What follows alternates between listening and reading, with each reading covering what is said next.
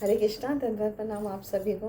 तो आज हम श्री ईशोपनिषद का मंत्र 2 पढ़ेंगे। बहुत सुंदर मंत्र है। श्री ईशोपनिषद की जय, श्री प्रभुपाद की जय, श्री गुरु महाराज की जय। कुर्वन्ने वेह कर्माणि जिजीविषेत समा एवं त्वयि नान्यथेतो अस्ति न कर्म लिप्यते नरा। कुर्वन्नेवेह कर्माणि जिजीविषेत समा एवं त्वयि नान्यथेतोऽस्ति न कर्म लिप्यते नरे। अनुवाद तथा तात्पर्य श्री प्रभुपाद जी के द्वारा। श्री प्रभुपाद की जय। यदि मनुष्य इस प्रकार निरंतर कार्य करता रहे तो वह सैकड़ों वर्षों तक जीने की आकांक्षा कर सकता है, क्योंकि इस प्रकार का कार्य उसे कर्म के नियम से नहीं बांधेगा। मनुष्य के लिए इसके अतिरिक्त कोई दूसरा मार्ग नहीं है। तो यहाँ पर बहुत सुंदर समझा रहे हैं कि श्लोक 1 में जो हमने सीखा कि इस ब्रह्मांड में जितना भी वस्तुएं हैं सब भगवान द्वारा नियंत्रित है और सब भगवान की संपत्ति है। तो मनुष्य को यह भली भांति जानते हो कि वस्तु किसकी, यानी भगवान की है। उसे उसके जीवन में जो नियत कर दिया गया है हमें उसी को स्वीकार करके संतुष्टि पुष्टि का अनुभव करना चाहिए। तो श्लोक 2 मंत्र 2 में ये समझा रहे हैं कि इस तरह से वो कार्य करता रहे। कोई भी मनुष्य तो दीर्घ काल तक जीवित रह सकता है और उस पर उसे कर्म के नियम नहीं बांध सकते। कर्म के प्रकृति के बहुत सारे नियम हैं ना, जो शास्त्रों में बताए गए हैं। तो इसके अतिरिक्त मनुष्य को कल्याण का कोई दूसरा मार्ग नहीं है। तो प्रत्येक व्यक्ति या कोई भी जीव कभी भी मरना नहीं चाहता था। तो तात्पर्य में श्री प्रभुपाद जी समझा रहे हैं कि हर व्यक्ति दीर्घ आयु दीर्घ काल तक जीना चाहता है, हर जीव जीना चाहता है ना। तो ये स्वाभाविक स्वरूप है हर समूह का, हर जीवों का। इसीलिए हर जीवों में हम देखते हैं जीवन संघर्ष जो है वो चलता रहता है, निरंतर होता ही रहता है ना। तो ये वेदों का कहना है कि ये बिल्कुल स्वाभाविक है। तो जीवात्मा स्वभावतः शाश्वत होती है, यानी कि कभी भी नहीं मरती। लेकिन भौतिक जगत में अपने बंधन के कारण उसे बारंबार अपना शरीर को बदलना पड़ता है, कभी इस योनि से कभी उस योनि में। तो निरंतर ये प्रक्रिया चलती रहती है, जबकि वो चाहता नहीं है, बदलना भी नहीं चाहता। पर ये प्रक्रिया जो है एक शरीर से दूसरे शरीर, इसे आत्मा का देहांतर या कर्म बंधन कहते हैं, है ना। ये भगवद गीता में इसका विस्तार पूर्वक वर्णन हुआ है। तो अपने आजीविका के लिए या अपने जीवन संघर्ष के लिए व्यक्ति को कार्य करना पड़ता है, क्योंकि ये भौतिक प्रकृति का नियम है कि किसी भी जीव को नियत कर्तव्य के अनुसार कार्य करना ही पड़ता है। अगर वो नहीं करेगा तो प्रकृति के नियमों का उल्लंघन करेगा और अपने आप को अनेक योनियों में, है ना, अनेक योनियों में जन्म मृत्यु के चक्कर में फंसा लेगा, बांध देगा। तो इसीलिए हमें अपने जो नियत कर्म बताए गए हैं हमारे शास्त्रों में, हमारा जीवन जो है साधु गुरु शास्त्र के अनुसार होना चाहिए। तो इससे हम जन्म मृत्यु जरा व्याधि के इस 84 लाख योनियों से बच जाएंगे। तो एक बुद्धिमान व्यक्ति वही है जो अपना जीवन सही मायने में शास्त्रों के अनुसार चलाता है, क्योंकि अन्य योनियों को में भी जन्म मृत्यु का चक्र चलता रहता है। लेकिन जब तक मनुष्य योनि प्राप्त नहीं होती तब तक ये चक्र चलेगा। लेकिन एक मनुष्य योनि है जिसमें एक विकसित बुद्धि मिली है व्यक्ति को, है ना, जीव को, तो तब वो कर्म के बंधन से मुक्त होने का उसे सुनहरा अवसर प्राप्त होता है।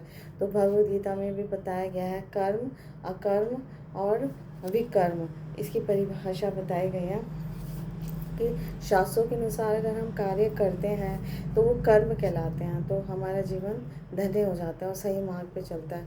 और जो कर्म, यानी जो कर्म किसी भी मनुष्य को जन्म मृत्यु जरा व्याधि से मुक्त करने वाले हैं, ऐसे कर्म जो है अकर्म कहलाते हैं। और ये भगवत भावना भावित कर्म होते हैं, भगवान को अर्पित करके किए जाते हैं। तो इसलिए हम कहते हैं अकर्म। और हर बुद्धिमान व्यक्ति या विद्वान व्यक्ति को अकर्म ही करना चाहिए, यानी अपने जन्म मृत्यु जरा व्याधि के बंधनों से मुक्त होने का प्रयास करने के लिए भगवान को अर्पित करते हुए हर कार्य करना चाहिए। लेकिन जो कर्म अपनी स्वतंत्रता का दुरुपयोग करके, है ना, किए जाते हैं, अपनी इंद्रिय तृप्ति के लिए किए जाते हैं, शास्त्रों के विरुद्ध होते हैं, उन्हें विकर्म कहते हैं। तो विकर्म तो गर्हित बताए जाते हैं, है ना। अपनी स्वतंत्रता का दुरुपयोग हमें नहीं करना चाहिए। इससे हम इस 84 लाख योनियों में फंसते चले जाएंगे, बारंबार आएंगे और जाएंगे। तो सामान्यतः लोग जो हैं वो स्वर्ग आदि उच्च लोकों में जाना चाहते हैं और अच्छे से अच्छा कार्य करते हैं।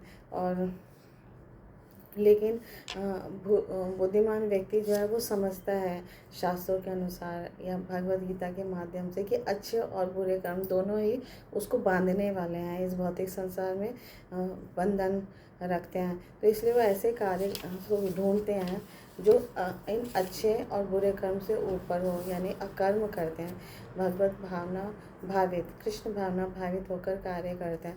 तो श्री ईशोपनिषद का जितने भी उपदेश है, श्री ईशोपनिषद के उपदेश भगवद गीता में उसकी विशद व्याख्या की गई है। इसलिए भगवद गीता को कभी कभी हम, है ना, भगवद गीता उपनिषद भी कहा जाता है ना। यानी उपनिषदों का नवनीत मक्खन है, सार है सारे शास्त्रों का।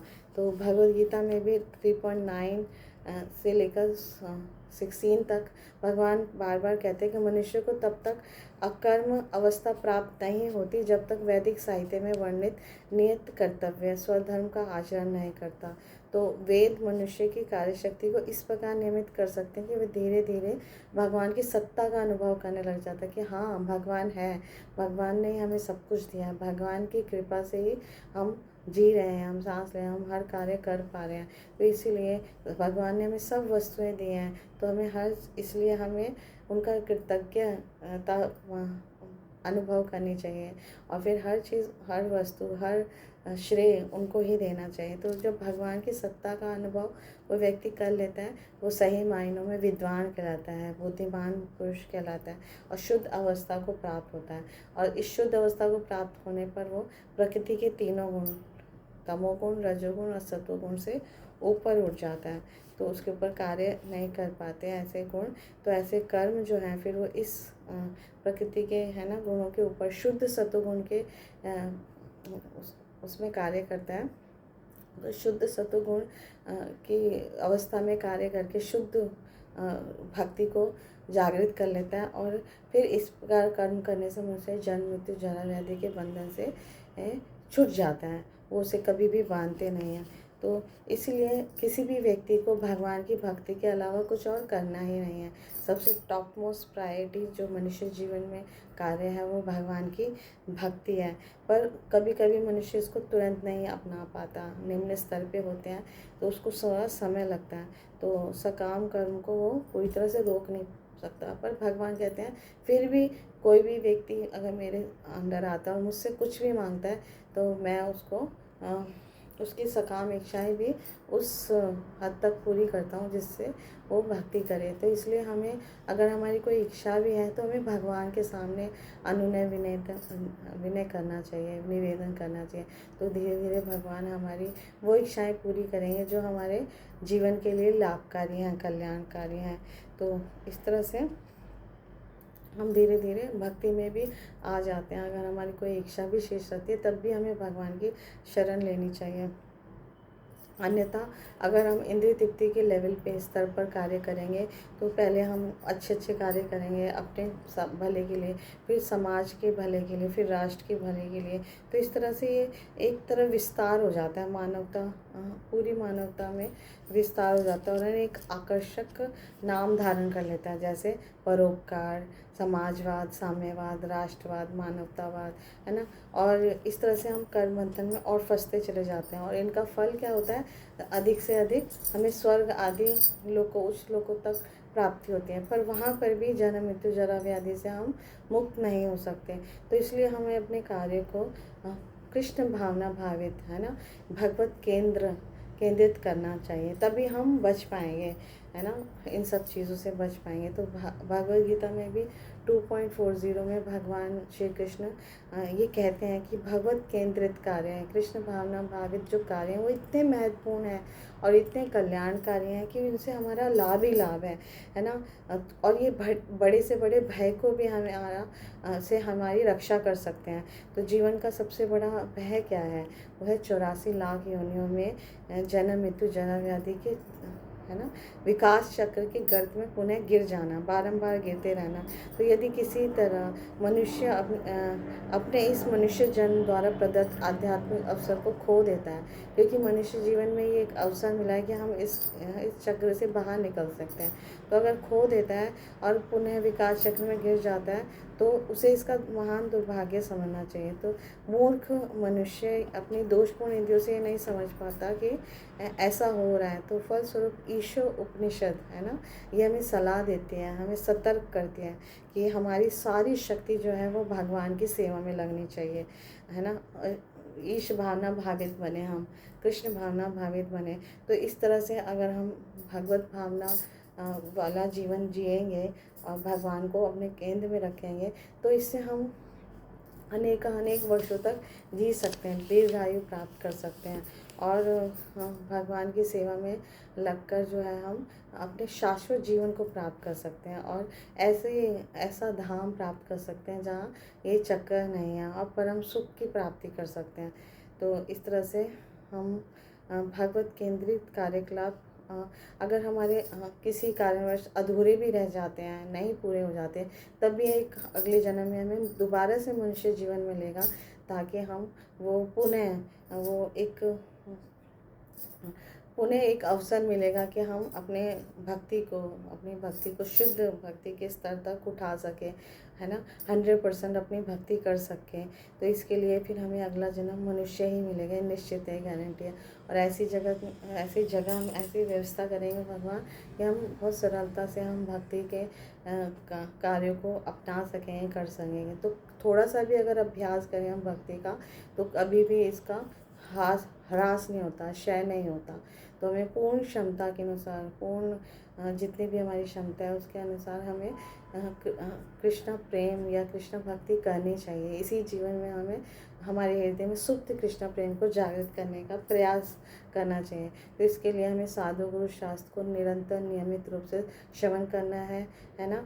और हरे कृष्णा कृष्णा कृष्णा हरे हरे, हरे राम राम राम हरे हरे, भगवान की हरे नाम की महामंत्र का जप करना है। तो निरंतर सतत कीर्तन से, श्रवण से, भगवान के पवित्र नाम के, है ना, पवित्र नाम रूप धाम गुण लीला का श्रवण करते और कीर्तन करने से हम इस भगवत भावना को, कृष्ण भावना भावित को हृदय में जगा लेंगे। कृष्ण प्रेम जाग जाएगा जो हमारे इस मनुष्य जीवन का परम चरम लक्ष्य है। Thank you so much. Guru Maharaj की जय, श्री प्रभुपाद की जय, आप सब भक्त की जय। हरे कृष्णा, धन्यवाद आप सभी को।